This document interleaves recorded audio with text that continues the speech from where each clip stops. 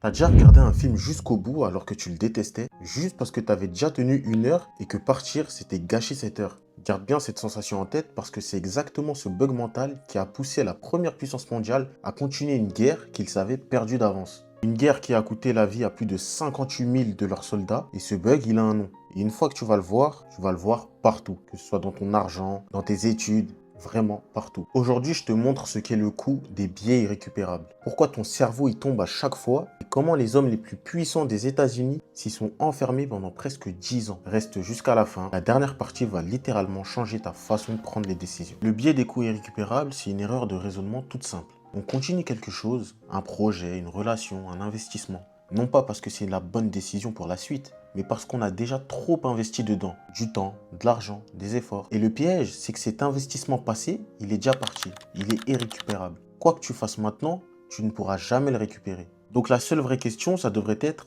est-ce que continuer me rapporte plus que ça me coûte? Mais ton cerveau, lui, il raisonne pas comme ça. Ton cerveau déteste l'idée d'avoir gaspillé du temps, gaspillé de l'argent, gaspillé des efforts. Et donc, il veut rentabiliser tout ça. Donc, il préfère gaspiller encore plus plutôt que d'admettre que tu as perdu ton temps. Et aucun exemple dans l'histoire n'illustre mieux ce fait que la guerre du Vietnam. On est dans les années 60, les États-Unis s'engagent au Vietnam pour une raison simple, empêcher le communisme de se répandre en Asie. Au début, c'est quelques milliers de conseillers militaires, puis ça grossit, encore et encore. En 1965, les bombardements massifs commencent.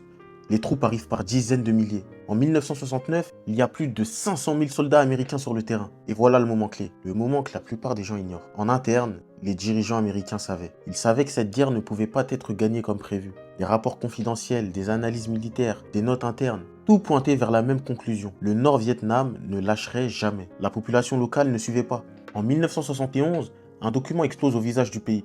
Les Pentagon Papers, une étude secrète commandée par le gouvernement lui-même qui révèle que pendant des années, les dirigeants ont continué la guerre tout en doutant en privé de pouvoir la gagner. Alors pourquoi continuer? Pourquoi envoyer encore des jeunes mourir dans une jungle en sachant ça? La réponse est glaçante. Parce qu'ils en avaient déjà trop fait. Parce qu'ils avaient déjà trop investi dedans. Trop d'argent dépensé, trop de soldats tombés, trop de discours, trop de promesses, trop de réputation qui serait salie. Arrêter maintenant, ça serait admettre que tous ces morts n'avaient servi à rien. Alors plutôt que d'accepter cette vérité insupportable, ils ont fait le pire choix possible. Ils ont ajouté encore plus de morts à la pile pour honorer ceux d'avant.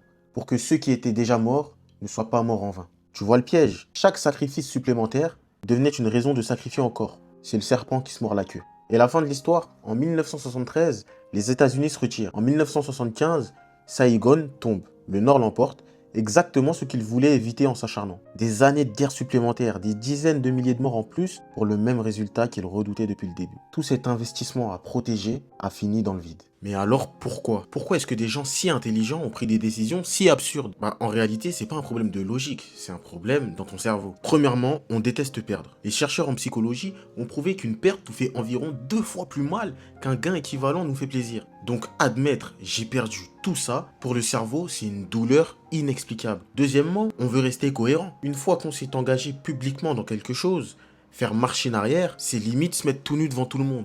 C'est leur dire j'ai eu tort. Et Dieu sait à quel point, pour un être humain, il est compliqué quelquefois d'admettre ses torts, surtout lorsque la décision a été prise devant beaucoup de personnes. Troisièmement, notre identité s'accroche. Plus tu investis dans une chose, plus elle devient toi. Abandonner, ce n'est plus juste perdre un projet, c'est avoir l'impression de se trahir soi-même. Et c'est exactement pour ça que ce biais est si dangereux. Il ne se présente pas comme une erreur, il se présente comme de la loyauté, comme du courage, comme de la persévérance. Alors qu'en réalité, c'est juste de la peur déguisée. Mesdames et messieurs, c'est le biais de coût irrécupérable. Le pire biais au monde. Le biais qui fait rentrer en compte ton ego. Et vous savez très bien que l'ego peut nous faire prendre des décisions extrêmement absurdes. Bon, maintenant la partie qui te concerne. Comment échapper à ce piège dans ta propre vie? Un réflexe. Quand tu hésites à continuer quelque chose, pose-toi cette question. Si je découvrais ce projet aujourd'hui, là, tout de suite, à partir de zéro, et que je n'ai rien dépensé dedans, est-ce que je le commencerai ou pas? Si la réponse c'est oui, je le commencerai, eh bah vas-y, continue. Si la réponse c'est non, je le commencerai pas parce qu'il y a trop à perdre, eh bah tu arrêtes tout de suite. Tu t'en fous d'avoir dépensé de l'argent, investi du temps, etc. C'est pas grave.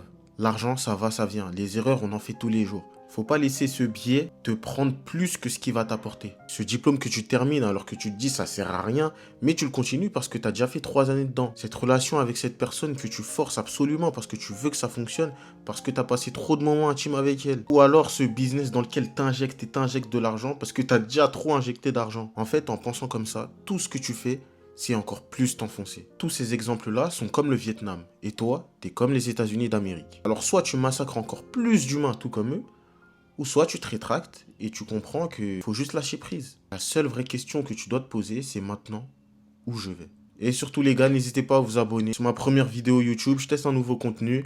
Dites-moi si vous avez aimé dans les commentaires les gars. Je sais pas trop dans quel sens va aller la chaîne, je parle juste de ce que j'apprécie, de ce qui m'intéresse. Donc voilà quoi. Bon, ça trappe. Salut.